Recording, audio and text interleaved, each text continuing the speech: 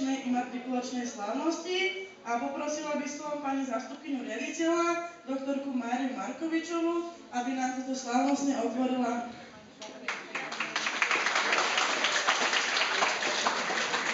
Ďakujem pekne, milí naši prváci, milé kolegynky, milí kolega. Slovo imatrikulácia má svoje neopakovateľné čaro.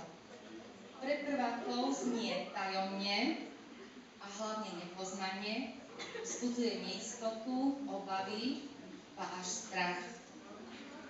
Pre tých starších, ktorí to už majú za sebou, radosť, potešenie a tajomný úsmev, lebo ako sa hovorí, po boji je každý generálom.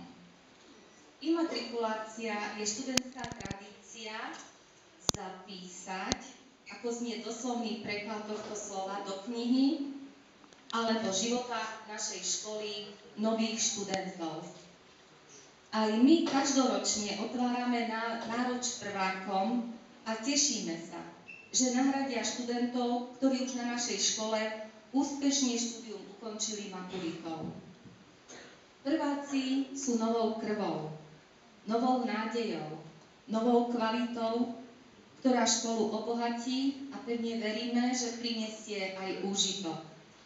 Veríme, že za tých 11 týždňov a 77 dní ste sa nadýchali atmosféry našej školy, našli ste si tu priateľov, obľúbili si niektoré predmety a celkom isto verím, že aj niektorých učiteľov.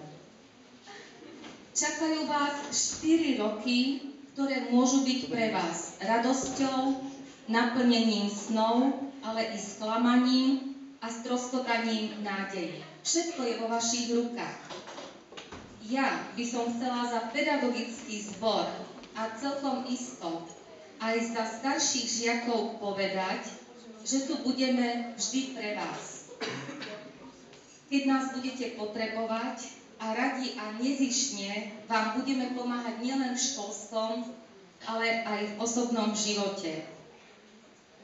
Prajem vám, milí naši prváci, aby štúdium na našej škole, a teraz už aj vašej, bolo pre vás jedným nádherným dobrodružstvom. Cíťte sa tu dobre.